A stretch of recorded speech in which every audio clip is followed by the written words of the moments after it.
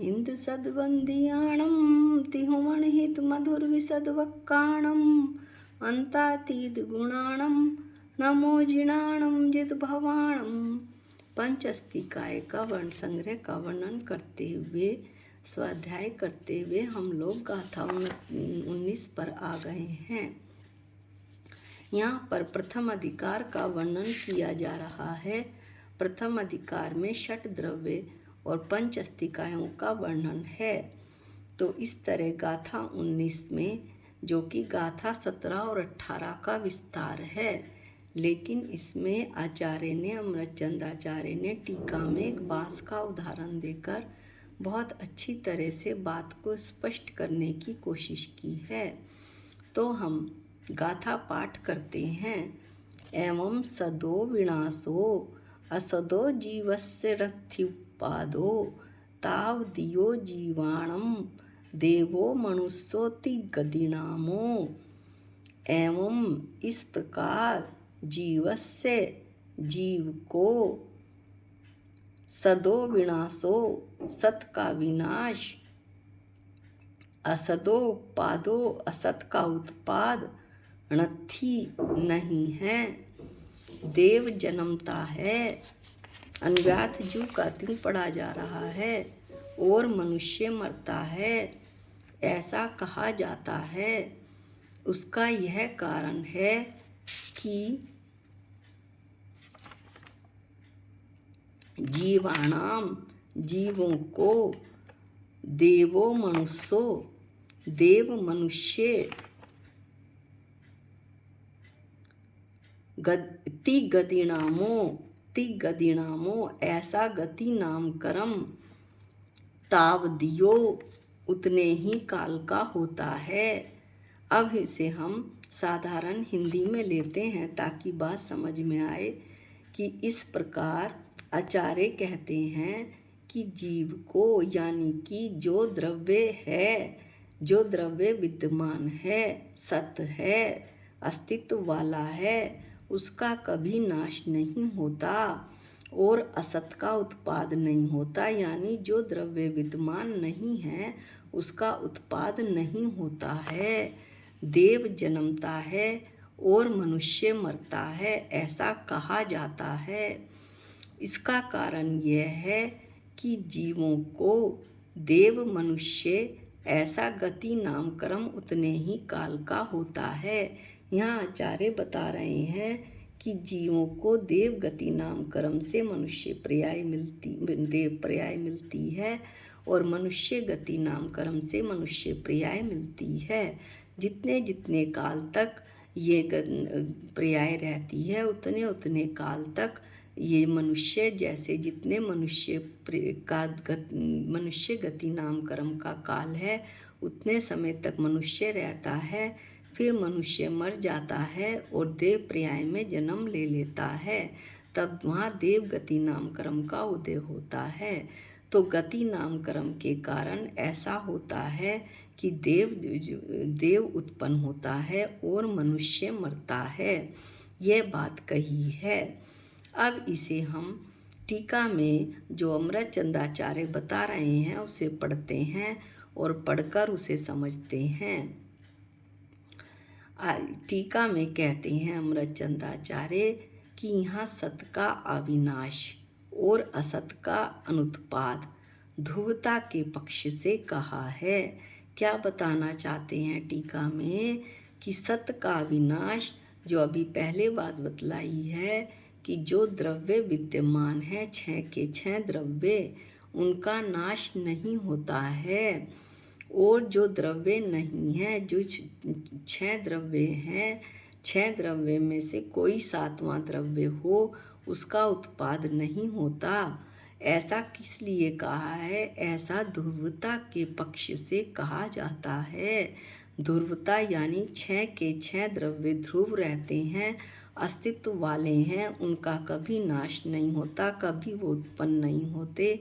इसलिए कहते हैं कि इन ध्रुवता की अपेक्षा से सत का विनाश या असत का उत्पाद नहीं होता, ऐसा इस गाथा में कहा है। 6 से 5 द्रव्य नहीं बनते और 6 से 7 द्रव्य उत्पन्न नहीं होते। द्रव्य हमेशा 6 के 6 रहते हैं।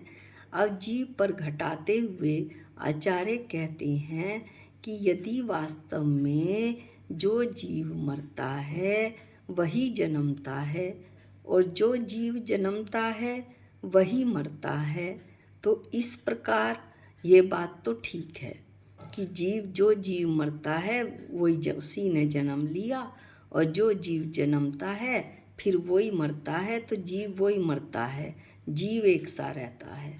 तो इस प्रकार तो इससे तो ये सिद्ध हो गया कि सत का विनाश, यानी कि द्रव्य जो सत द्रव्य है, जीव द्रव्य है, उसका नाश नहीं हुआ, और जो जीव द्रव्य नहीं था, विद्यमान नहीं था, वो उत्पन्न नहीं हुआ।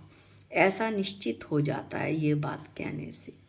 लेकिन अब दूसरी भी बात है इसमें कि देव जन्मता है और मनुष्य मरता है। जैसा गाथा में कुंद आचार्य ने कहा कि ऐसा जो कहा जाता है वह भी अविरुद्ध है। अविरुद्ध यानी वह भी बात गलत नहीं है। अब हम देखते हैं कि वो बात गलत कैसे नहीं है कि देव जन्मता है और मनुष्य मरता है, तो वो बात गलत कैसे नहीं है। क्यों?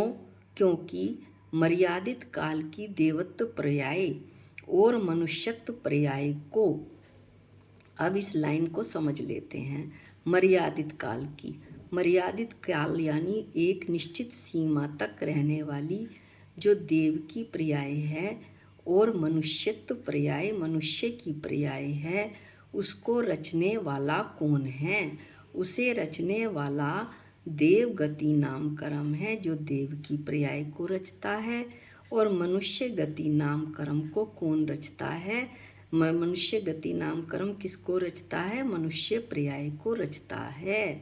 तो रचने वाले देव गति नाम कर्म और मनुष्य गति नाम कर्म मात्र उतने काल ही होते हैं जितने कि वो होते हैं, यानी कि एक निश्चित सीमा लिए हुए ये नामकर्म होते हैं। गति नामकर्म, देव गति नामकर्म, मनुष्य गति नामकर्म, नरक गति नामकर्म, तिर्यंच गति नामकर्म उतने उतने काल के लिए ही होते हैं।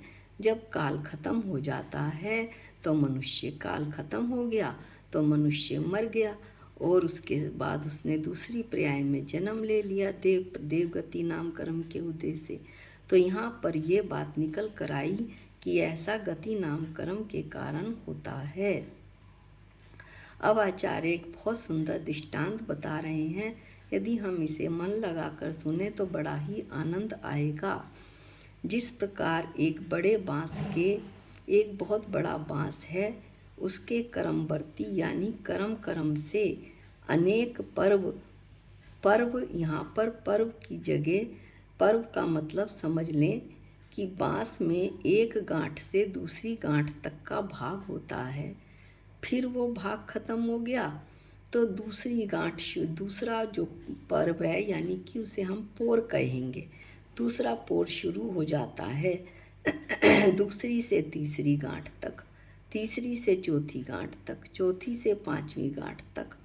इस तरह से एक बड़े बांस के कर्म से अनेक पोर होते हैं और वो अपने अपने माप में मर्यादित होते हैं, यानी वो अपनी अपनी सीमा में रहते हैं कौन? बांस के पोर। और क्या करते हैं ये पोर? ये अन्य पर्व में नहीं जाते, यानी कि अन्य पर्व में, अन्य पोर में नहीं जाते। यानी पहला पोर दूसरे पोर में नहीं जाता, दूसरा पोर तीसरे में नहीं जाता, तीसरा पोर चौथे पोर में नहीं जाता। इस तरह वे सब अपने अपने स्थान पर मर्यादित रहते हैं। अपने इस तरह मर्यादित रहने से यह कहा जाता है कि ये जो पोर हैं वो अपने अपने स्थानों में भाव वाले हैं। भाव वाले से क्या मतलब है कि अपने अपने स्थानों में ये पोर विद्यमान हैं। और पर स्थानों में, यानी जैसा पहला पोर है तो पहले पोर को छोड़कर जो बाकी पोर हो गए वो पहले पोर के लिए पर स्थान हो गए। तो पर स्थानों में वो अभाव वाले हैं, यानी वहाँ पर वो विद्यमान नहीं है। जैसा पहले पोर में तो विद्यमान है, दूसरे में विद्यमान नहीं, तीसरे में भी नहीं, चौथे में भी नहीं। यहाँ तक तो ये बात हो गई। ये तो पोर की बात चली थी कि पोर अपने अपने माप में मर्यादित हैं, एक पोर दूसरे पोर में नहीं जाता, अपने अपना जहाँ पर उसका स्थान है वहाँ पर वो विद्यमान है और अन्य पोरों में वो अविद्यमान है।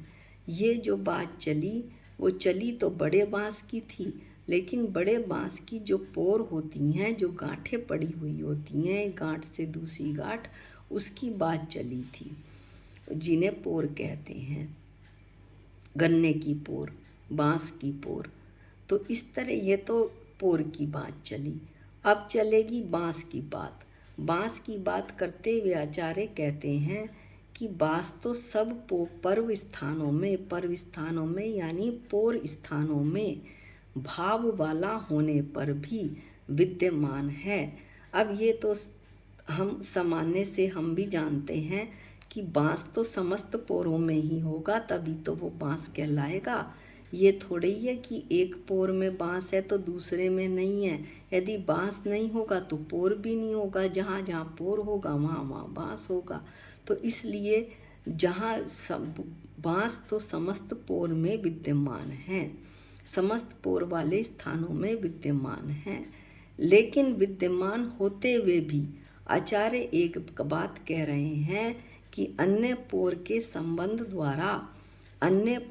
संबंध का अभाव होने से अब ये कह रहे हैं कि जो एक पोर है उसका संबंध दूसरे पोर से नहीं है, दूसरे पोर का संबंध तीसरे पोर से नहीं है। ऐसे संबंध का अभाव होने से ये जो बाँस है वो अभाव वाला भी है, यानी कि अविद्यमान भी है। किसकी अपेक्षा से? पोरों की अपेक्षा से।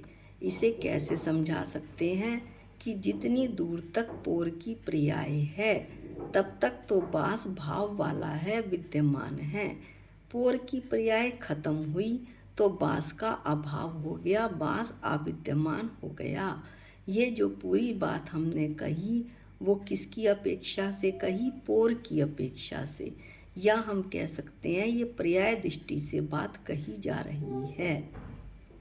अब हम दाष्टांत लेते हैं। इस बाँस को समझाकर जीव द्रव्य पर घटाते हुए आचार्य बताते हैं कि उसी प्रकार निरअवधि काल त्रिकाल स्थित रहने वाले एक जीव द्रव्य की जो जीव द्रव्य है वो त्रिकाली है, उसकी कोई मर्यादा नहीं है। अनादिकाल से जीव द्रव्य ऐसा का ऐसा चला जा रहा है। निगोद में भी वही जीव द्रव्य और सिद्ध भगवान में भी वही शुद्ध जीव द्रव्य।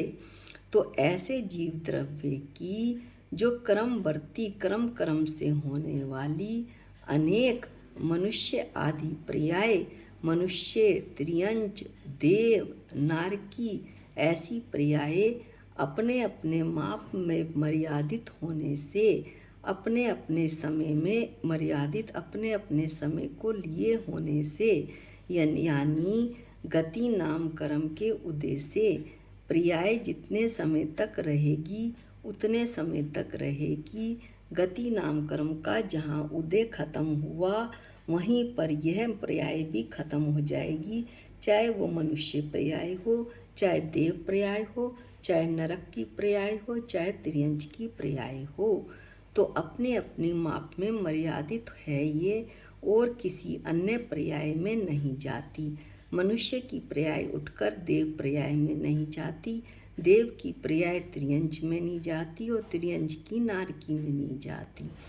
अपने अपने स्थानों पर पर्याय दृष्टि से तो ये विद्यमान हैं, यानी जो मनुष्य पर्याय है वो मनुष्य पर्याय में विद्यमान है। मैं स्त्री पर्याय में हूँ तो मैं स्त्री पर्याय में विद्यमान हूँ, लेकिन स्त्री पर्याय से अलग मैं अन्य किसी भी स्थान में पर स्थानों में अभाव वाली है, यानी अभाव वाली हूँ, यानी कि अन्य पर स्थानों में स्त्री पर्याय यानी मनुष्य पर्याय को छोड़कर देव, त्रियंच, नारकी, इन सभी पर स्थानों में मैं अभाव वाला हूँ, यानी अविद्यमान हूँ। इस तरह आचार्य बतलाते हैं कि पर्याय दृष्टि से तो अविद्यमान है, लेकिन द्रव्य दृष्टि से वो विद्यमान है। जीव द्रव्य तो सर्व पर्याय स्थानों में, सब पर्याय स्थान कौन से? मनुष्य, त्रियंच, देव, नारकी, ये 4 ही पर्याय हैं संसार में। इनमें विद्यमान हैं होने पर भी, भाव वाला होने पर भी, विद्यमान होने पर भी, अन्य पर्याय के संबंध द्वारा अन्य पर्याय के संबंध का अभाव होने से, यानी मनुष्य पर्याय का जो संबंध है वो देव पर्याय के संबंध नहीं है उससे। मनुष्य की पर्याय अलग है, देव की पर्याय अलग है। देव की पर्याय में मनुष्य की पर्याय का अभाव है। इसलिए ऐसे पर्याय के संबंध की अपेक्षा से देखा जाए तो जीव द्रव्य अभाव वाला भी है, अविद्यमान भी है। इस तरह पर्याय दृष्टि से तो जीव द्रव्य अविद्यमान है, एक पर्याय में है, तो दूसरी पर्याय में मनुष्य भाव का जो संबंध है वो देव पर्याय से नहीं है। इसलिए वो जीव द्रव्य भी जो मनुष्य पर्याय में है वो देव पर्याय में नहीं होगा, क्योंकि उसकी गुण और पर्याय वहाँ पर फर्क हो जाएंगी देव पर्याय में, इसलिए वो वहाँ अविद्यमान हो जाएगा केवल पर्याय दृष्टि से। लेकिन द्रव्य दृष्टि से मेरा जीव त्रिकाली है, शुद्ध है, अनादिकाल से ऐसा का ऐसा चला आ रहा है। तो इस गाथा को समझाकर आचार्य यह कहना चाहते हैं कि तात्पर्य ऐसा है कि पर्याय रूप से तो अविद्यमान है मेरा जीव द्रव्य, लेकिन शुद्ध द्रव्य आर्थिक न से यह अविनाशी है, अनंत ज्ञान स्वरूप है। शुद्ध जीव अस्थि काय है और शुद्ध आत्म द्रव्य है। उसी शुद्ध आत्म द्रव्य को राग आदि भावों से छोड़कर मुझे ग्रहण करना है, उसी की भावना मुझे भानी है। इसीलिए हम शास्त्र भी पढ़ते हैं ताकि हम शुद्ध आत्म द्रव्य को जानें, अपनी शुद्ध जीव द्रव्य को जानें। पर्याय में तो वो वह होने वाला है, अविद्यमान है। अविद्यमान रहते हुए भी मेरी आत्मा हमेशा विद्यमान है, त्रिकाली है, ध्रुव है। द्रव्य दृष्टि से अनादिकाल से एक रूपी है। उसी एक रूप में मात्र शुद्ध आत्मा को, अपने आप को जैसा मैं हूँ चेतन भगवान आत्मा, ऐसे चेतन भगवान आत्मा का मुझे चिंतन करना चाहिए।